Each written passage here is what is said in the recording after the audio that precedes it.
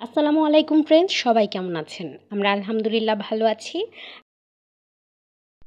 আর আজকে তো দ্বিতীয় রমজান আলহামদুলিল্লাহ। তারপর সন্ধ্যারাতে রান্নাটা শুরু করে দিয়েছি। সন্ধ্যারাতে আজকে মিষ্টি কুমড়া দিয়ে ইলিশ মাছ দিয়ে রান্না করা হবে। তাই ইলিশ মাছটা আগে একটু কষিয়ে নিচ্ছি সব ধরনের মশলা দিয়ে। আর জোহরের পর রান্নাটা শুরু করে দিয়েছিলাম আমরা। আর এই তো আর ভোর রাতে খাবার জন্য দুধ জাল করে নিচ্ছিলাম একটু।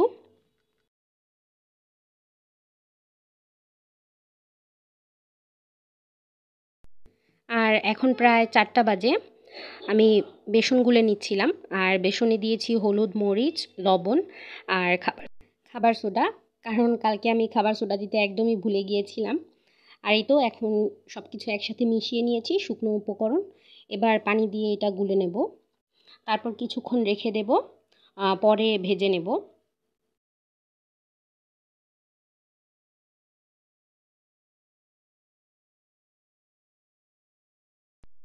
আর আজকে বেসনটা একটু ঘন করে গুলেছি। আর আজকে কুমড়ো দিয়ে তারপর কুমড়োনি বানাবো আর কি। তারপরে তো সন্ধ্যা রাতের রান্নাটা বসিয়ে দিলাম।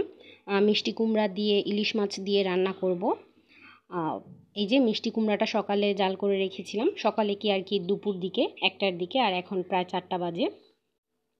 তারপর মশলাটা কষিয়ে নিয়েছি। মশলায় হালকা একটু হলুদ আর মরিচ, সামান্য একটু লবণও দিয়েছিলাম, কারণ মশলা আগেই মাছের মধ্যে দেওয়া ছিল। তারপর কুমড়াটা একটু কষিয়ে নেব। কষানো হয়ে গেলে তারপর এর মধ্যে ইলিশ মাছটা দিয়ে দেব।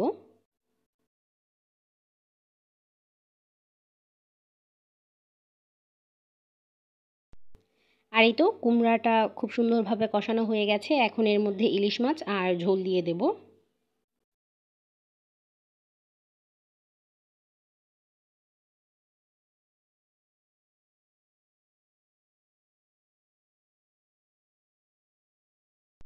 আর এই তো মাছ দিয়ে তারপর ঝোল দিয়ে দিয়েছি। আর কিছুক্ষণ জাল করে তারপর নামিয়ে ফেলবো। আর একটু নামানোর আগে চিনিও দিয়ে দেব। আর ধনিয়া পাতা তো দেবো না, যেহেতু ইলিশ মাছ। চিনি দিয়ে দিলাম। তারপর এখন বাজে প্রায় 4:45টার মতো, আর নেমে গেল বৃষ্টি। আর খুব সুন্দর ঠান্ডা বাতাস ছিল, খুবই ভালো লাগছিল। তারপর বারান্দায় চলে এসেছিলাম। আর বারান্দায় এসে দেখি আজকে বেলি ফুল অনেক ফুটেছিল।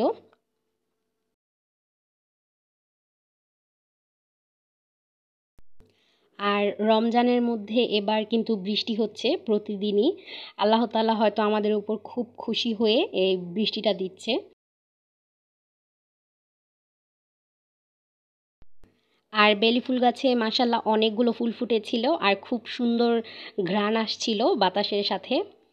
আর বৃষ্টিটা খুব বেশিক্ষণ হয়নি, তবে ঠান্ডা বাতাস ছিল, খুব ভালো লেগেছে। আমি বেশ কিছুক্ষণ বারান্দায় দাঁড়িয়েছিলাম।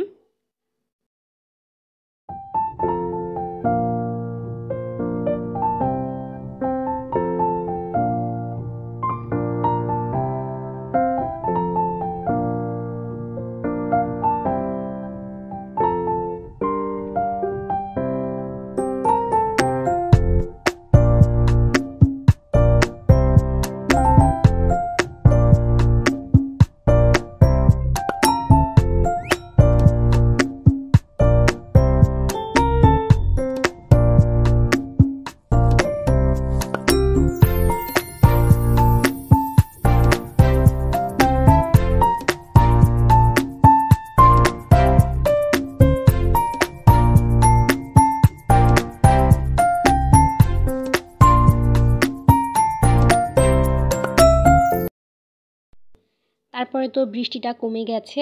আর এখন আমি কয়েকটা পুদিনা পাতা ছিঁড়ে নেব। আর পুদিনা পাতা খুব বেশি নেই বারান্দাতে।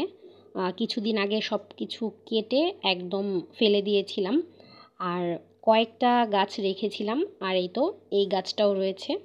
আর আমার আরেকটা টবেও রয়েছে। এখন আমি পুদিনা পাতাগুলো ছিঁড়ে নেব। আর যেহেতু আমার এক হাতে ক্যামেরা ছিল, আমার এক হাত দিয়ে পুদিনা পাতাগুলো ছিঁড়তে খুবই কষ্ট হচ্ছিল। তারপর তো ছিঁড়তে গিয়ে সম্পূর্ণ গাছটাই তুলে ফেলেছি আমি, এই যে এক হাত দিয়ে ছিঁড়তে গিয়ে। সম্পূর্ণ গাছই উঠে এসেছে। আর আমি ভেবেছিলাম প্রতিদিন তুলবো আর খাবো, আর এখন এটা ফ্রিজে রেখে দিতে হবে।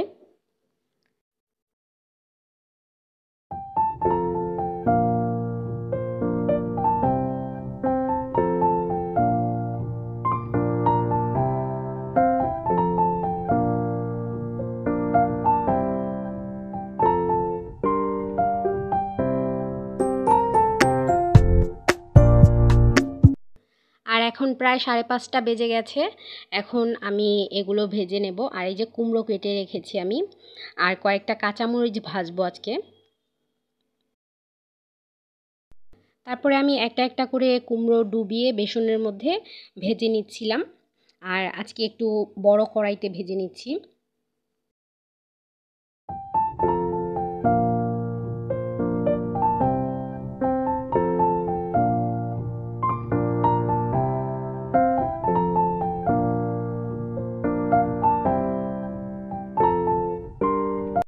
আর এই তো কয়েকটা হয়ে গেছে, আমি তুলে রেখেছি। আর মাশাআল্লাহ আজকেরটা কিন্তু খুবই সুন্দর হয়েছিল। কালকেরটা তো একদম কেমন যেন হয়েছিল। আর এই তো ভেজে ভেজে আমি তুলে রাখছি। আর এখন সবগুলো ভাজা হয়ে গেছে, এখন আমি কাঁচামরিচগুলো ভেজে নিচ্ছি।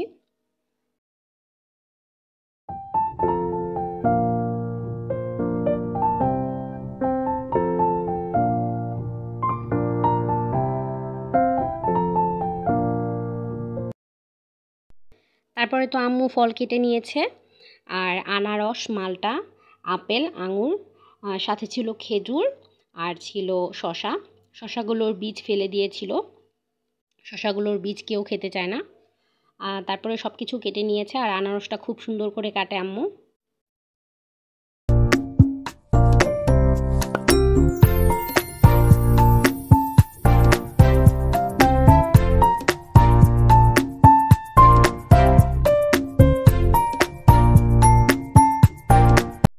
তারপরে তো ভাজা হয়ে গেছে সব কিছু, আর আমিও ঘরে নিয়ে এসেছি। এই যে রান্নাঘর থেকে সব কিছু নিয়ে এসেছি। তারপর শরবত গুলে নিলাম। ট্যাং, চিনি আর ভুসি দিয়ে শরবতটা গুলে নিচ্ছি।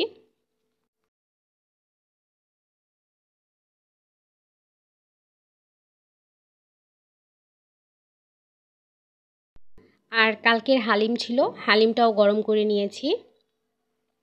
তারপর আব্বু আর রায়হান দুইজন মিলেই ইফতার নিয়ে এসেছে। এই যে নতুন একটা রুটি নিয়ে এসেছে আব্বু, খুবই সুন্দর ছিল। আর এইটা রায়হান এনেছিল, লাচ্ছা নান ছিল এটা। আর আজকে তো অনেকগুলো ইফতার এনেছিল আব্বু আর রায়হান মিলে। কেউই জানতো না যে কে ইফতার আনবে, তাই দুজনে মিলেই একদম ইফতার নিয়ে এসেছে, অনেকগুলো হয়েছে। আর কালকে আর কোনো ইফতার তৈরি করতে হবে না। আর এই তো আমি ট্যাংগুলো নিয়েছিলাম, সবগুলো ঢেলে নিয়েছি গ্লাসে গ্লাসের মধ্যে।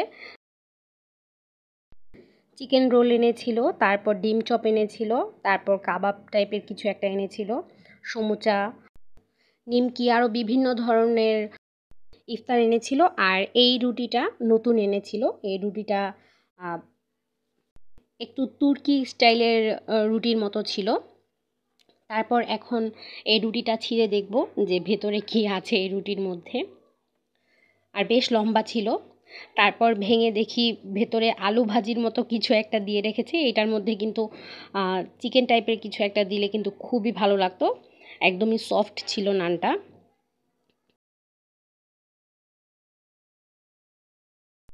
আর এর মধ্যে যদি চিকেন দিত তাহলে কিন্তু খেতে একদমই শর্মার মতো লাগতো।